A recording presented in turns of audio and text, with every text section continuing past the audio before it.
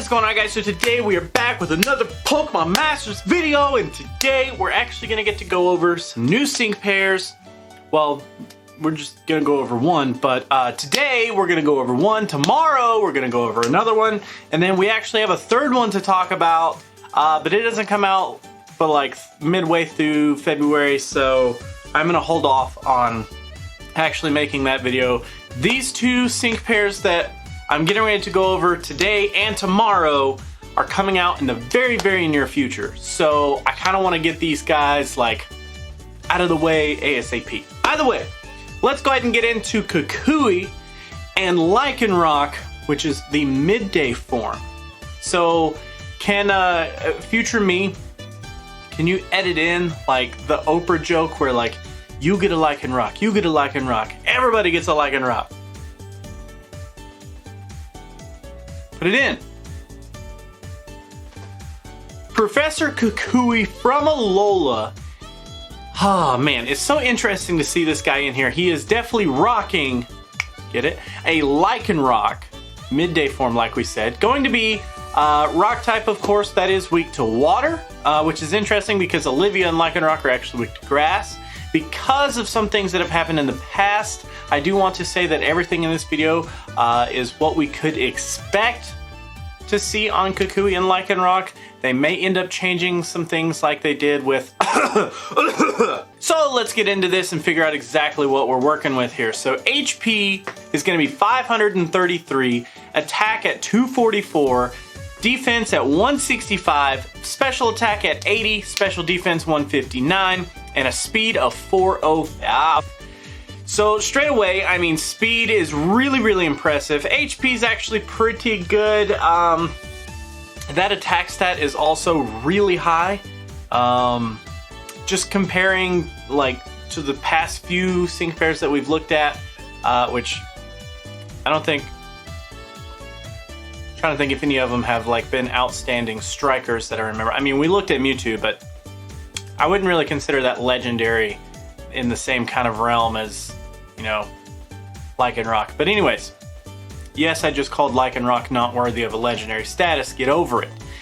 Moving on to our moves, though, we are going to be starting out with Rock Tomb, which is an okay move to start with. It does cost 2 bars, which is meh at only 39 base power. It will be lowering the target's speed, though, which is actually kind of nice. Then we do have Accelerock. Okay, so I have to kind of point out here, this is kind of a new breed of move altogether. So this is tagged as a quick move, which is going to have 0 bar cost, which already sounds interesting. But you did hear right, 0 bars. The catch is that we do have a maximum amount of uses, which means that after you use it, it's gone. 75 power at 100 accuracy is actually really, really good though. So I'm actually really liking this idea so far. Our signature trainer move is, woo, refreshing. Sounds like it would be like a Mentos commercial. Definitely something that really ties this whole sync pair together all together. This is going to refresh the amount of our quick move all the way back up to 3. So this means that we can get a total number of uses out of Accelerock up to 9 times, which is actually really cool. So what I kind of envision this being is a way to just start the match with a move right off the bat. We don't have to worry about move bar. We don't have to worry about any of that stuff. We can just throw out this move and you can just kind of immediately start pounding in some damage no matter what your move gauge looks like. So I think in solo that actually works out really interesting, but we'll get to that. I don't want to get ahead of myself. We also do have as our 4th move Leer, which is actually pretty crazy to throw into this kit as well, but as a tech it does kind of make some sense. It's going to be lowering the entire enemy's defense, which is actually really, really cool, which can actually, then we can turn around and basically just hit them with a ton of physical moves, so it works out nice.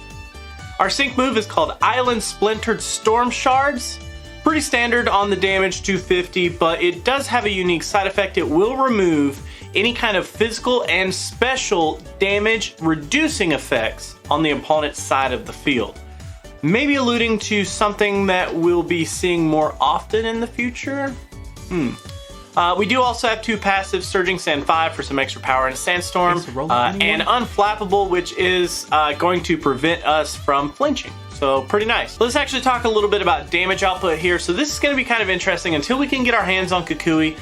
Not like that. And test out how well this quick move idea works. I do think that it will add some interesting situations where we can just kind of unload 3 attacks all at once and not even have to worry about any bar. This also kind of trumps the idea of having speed buffs or move gauge acceleration. It doesn't really like actually help us out too much here. The problem is though, is that the way we may end up going all in for the first little bit and then have to sit around and result to using Rock Tomb afterwards.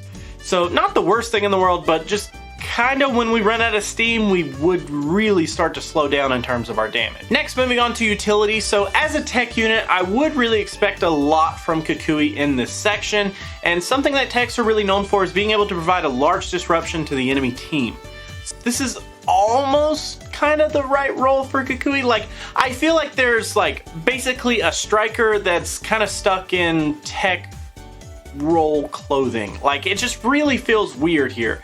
But we do have Leer, and I guess if that one debuff move warrants enough for us to be called a tech, I guess that's what we're gonna kind of go with. So either way, in solo, I expect us to basically lower the opponent's defense and then go to town here. With the super speed that comes from the quick attack, we can just basically come out of the gate swinging and then have access to lower the enemy's defense, all kinds of different stuff like that. I really like that idea. What I was touching on earlier is in solo, I feel like you can kind of spit out a bunch of damage with Kukui and then kind of use your bar on other Pokemon, which is a really interesting move because it means that Kukui is going to be that damaging Pokemon that doesn't rely on any kind of move gauge. It doesn't rely necessarily on speed because it already has a ton of speed for one, but it doesn't need a ton of speed to get that move bar back for itself. It just has that speed to contribute to the team. And it doesn't need move gauge acceleration. I'm thinking of like Delibird. It's gonna almost be like a lone wolf in a way, but it works out because it stands on its own and allows the other 2 members of the team to really do whatever they're there to do with the move gauge. Like, it really just helps out so much in so much of an interesting way. Now in co-op, I basically think that we're gonna run the same kind of show. We're basically just still gonna have a striker-esque type role here.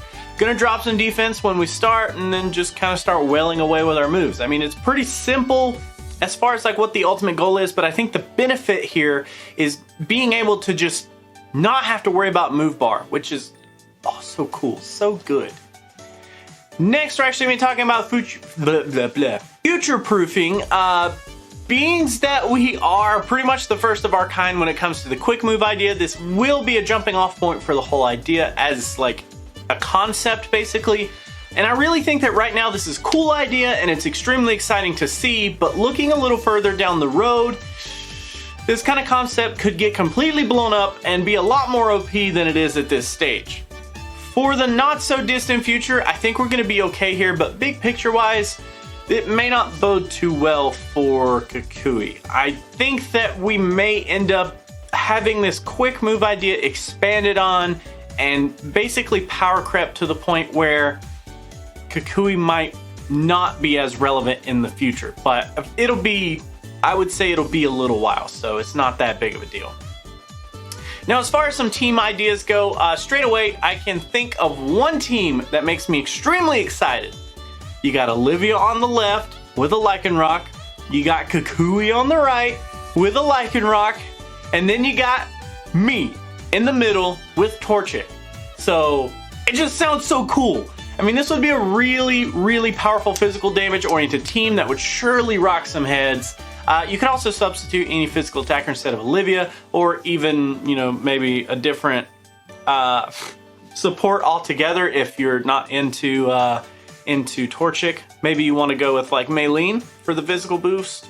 Maybe you want to go with Delibird for the physical boost, something like that. Either way, in co-op, I'll definitely be looking to test this out for some auto teams on Skyla Very Hard, which as basically the difficulty got dropped on those, I think Kukui is just going to be a win more point at some point. Wow, that sounded dumb. As a final verdict, if you really like Kukui, I'm really actually happy that he got into the game.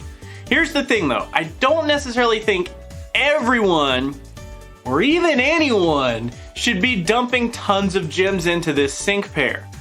He's going to be great at a small section of things.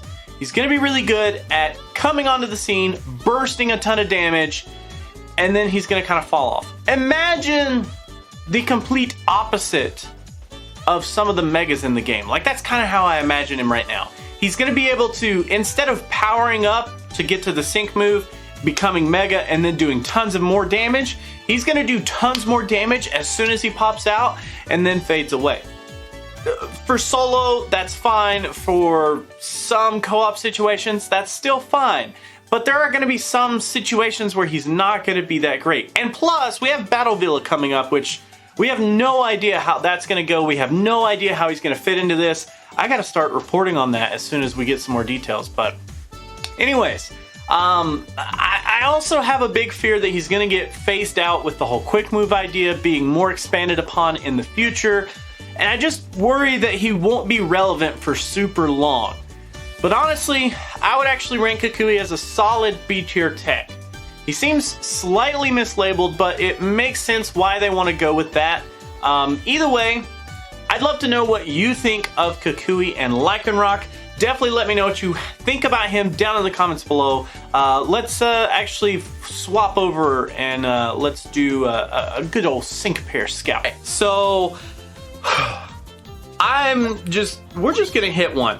I don't think it really matters which one we necessarily do at this point. I mean, you guys know what I'm hunting for. Kukui isn't out yet as of this recording. Of course, this is gonna come out before he releases. I don't want to say exactly when he's gonna release in case of spoilers, but either way, on the count of 3, if you want to follow along, we're gonna go in 1, 2, 3. Oh boy! Oh boy! Okay, we got a good animation. Cyndaquil is boosted on this banner, so I'm expecting that more than anything, but we really need Elisa. Come on! Come on! How in the world have I not gotten Grimsley for like 3 full months, and then within a month I have him at 4 out of 5? What is wrong with this game? Anyway, okay. Ranting aside, I'm happy Grimsley's there. He's at 4 out of 5. We're almost to the point where we're just gonna, if we keep getting him, we'll get 5-star promotions and we'll call it a day. It's all fine with me. But anyways, that is actually gonna be it for this video, guys. Thank you so much for hanging out. Thank you so much for watching. As always, remember that if you want to join the Discord, there's actually text, basically copied and pasted what I have kind of been referencing the entire video. It's gonna be linked down in the description below inside the Discord. Also down there are links to Patreon and YouTube membership if that's your thing. Otherwise, I'm gonna go ahead and head out, but I will catch you in the next video.